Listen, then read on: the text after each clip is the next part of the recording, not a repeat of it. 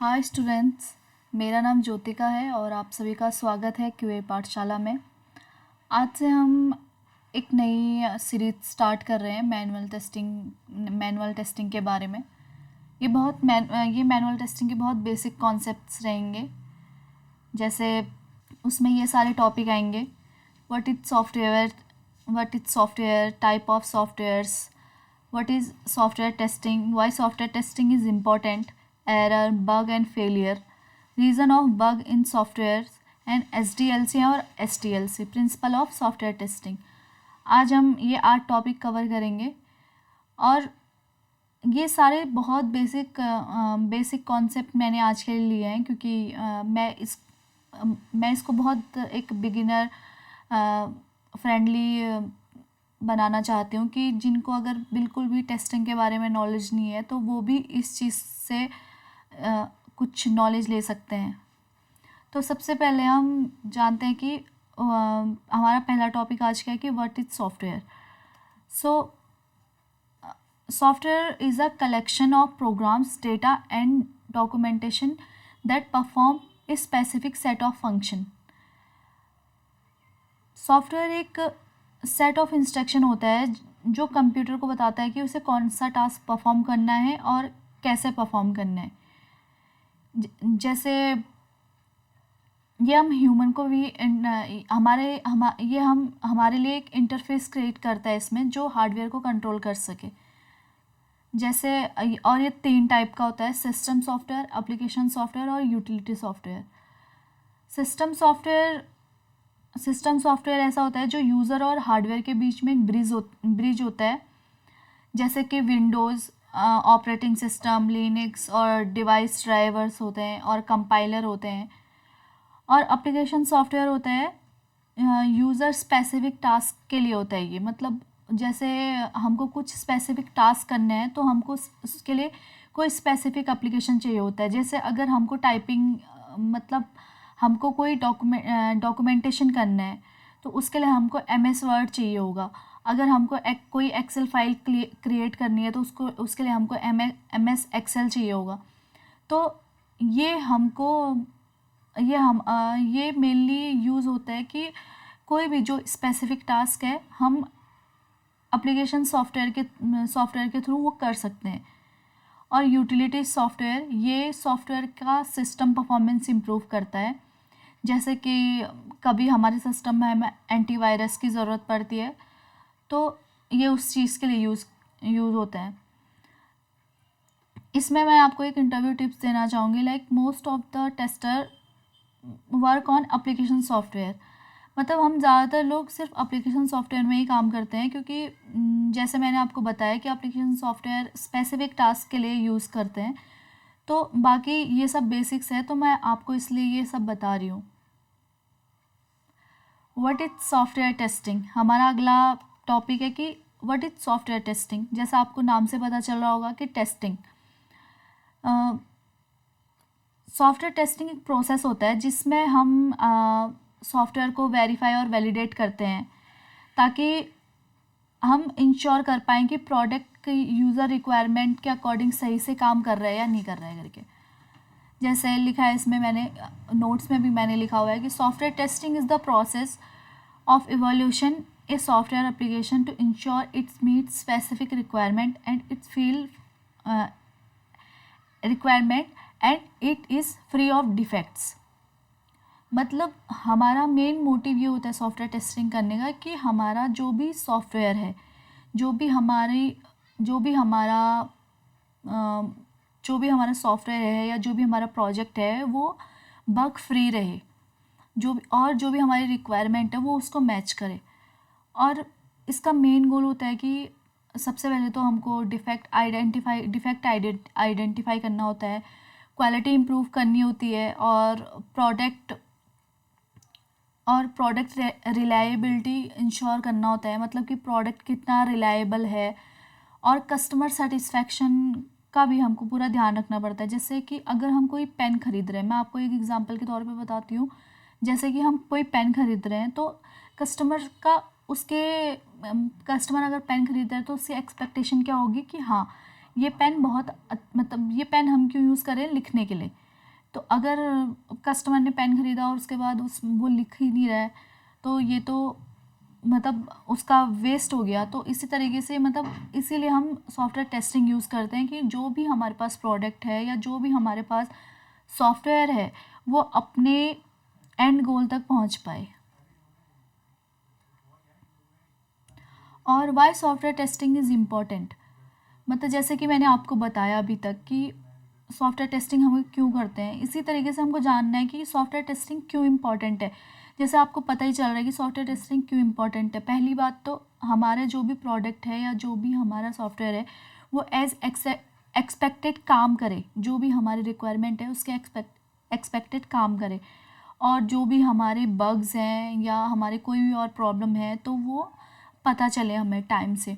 और save time and cost, जैसे अगर हमको अर्ली स्टेज पे हमको पता चल जाएगा कि इसमें ये बग है, ये प्रॉब्लम है, तो हम देख सकते हैं कि मतलब हम उसको वहीं पे क्योर कर सकते हैं और हमारा टाइम भी बचेगा और हमारा काम भी कम होगा। उसके बाद बग फ्री सॉफ्टवेयर, जैसे मैंने आपको बताया, जैसे अगर हम लोग ने पेन लिया है फॉर एग्ज़ाम्पल, वही वाला एग्ज़ाम्पल मैं बता रही हूँ कि हमने पेन लिया है और वो बढ़िया से वर्क कर रहा है, तो हमें बहुत सेटिस्फेक्शन मिलेगा और हम खुश होंगे। तो ये भी बहुत वो है इसका। और इसके बाद हमारा नेक्स्ट टॉपिक है एरर, बग और फेलियर। जैसे आप अभी काफ़ी टाइम से ऐसे सुन रहे हैं मेरे मुँह से कि एरर, बग और ये सब क्या है, तो आप समझ सकते हैं कि मतलब error, an error is a mistake by a developer during coding, designing और लॉजिक इम्प्लीमेंटेशन।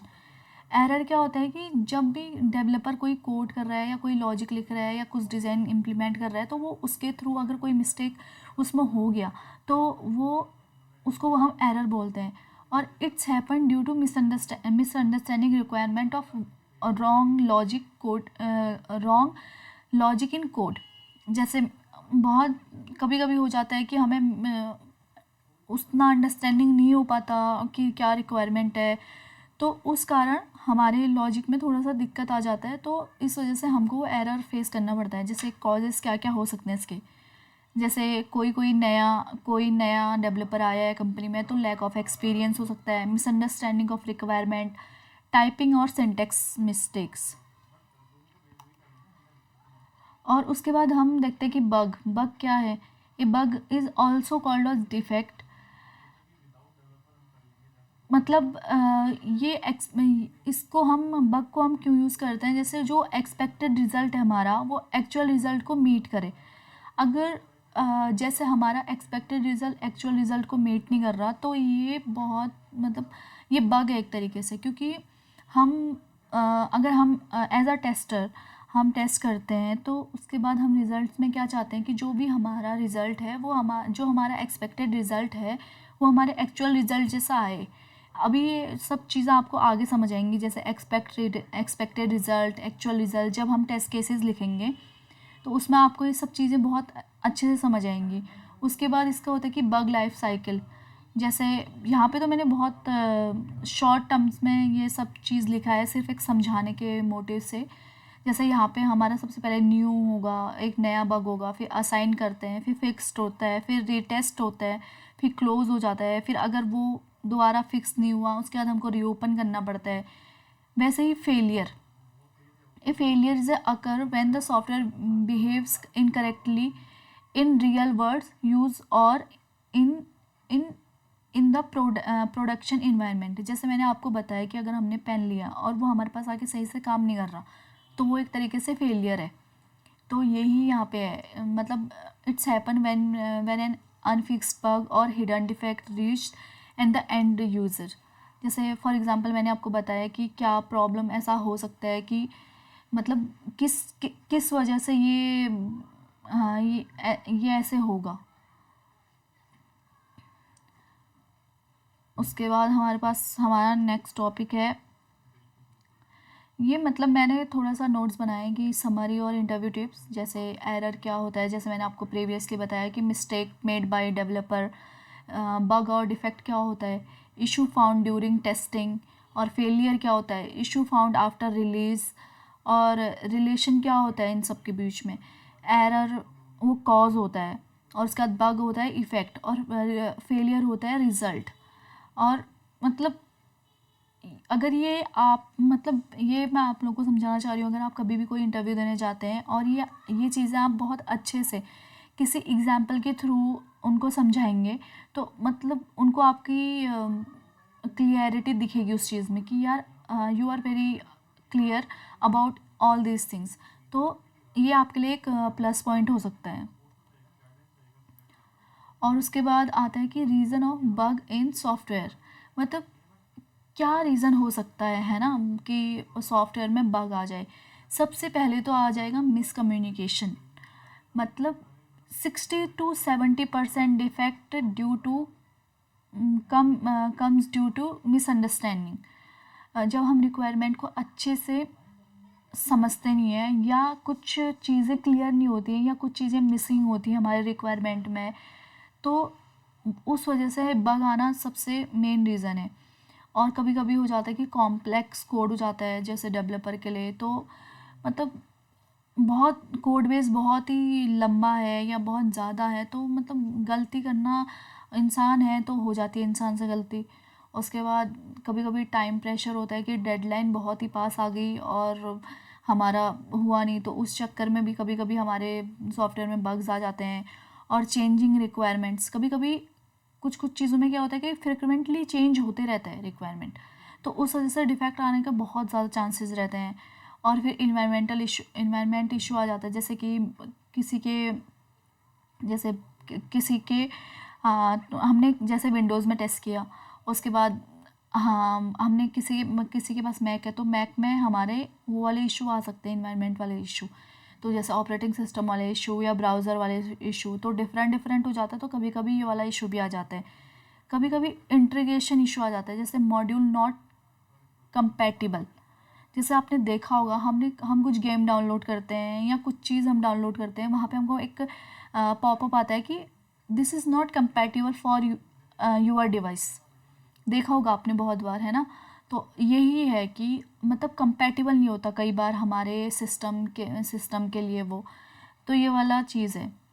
उसके बाद ये बहुत इंपॉर्टेंट चीज़ है SDLC और STLC। अभी तो मैं आपको बहुत ही मतलब छोटे छोटे चीज़ों में समझा रही हूँ, जो कि आप थोड़ा सा मतलब समझ पाएँ कि क्या क्या चीज़ें इसमें बेसिक चीज़ें क्या क्या हैं। SDLC क्या होता है, सॉफ्टवेयर डेवलपमेंट लाइफ साइकिल।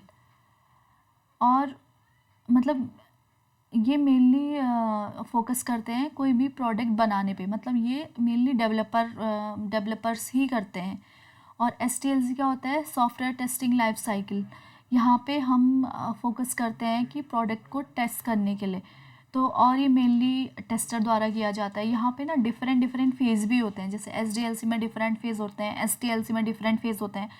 जैसे मैंने थोड़ा सा आपको बस थोड़ा सा एग्जाम वो करने के लिए, समझाने के लिए यहाँ पे मैंने लिखे हुए हैं फेज़, पर आगे जाके हम इनको बहुत अच्छे से हम इनको बहुत अच्छे से पढ़ेंगे। जैसे पहला फेज़ होता है रिक्वायरमेंट गैदरिंग, फिर डिज़ाइनिंग, कोडिंग, टेस्टिंग, डिप्लॉयमेंट और मेंटेनेंस।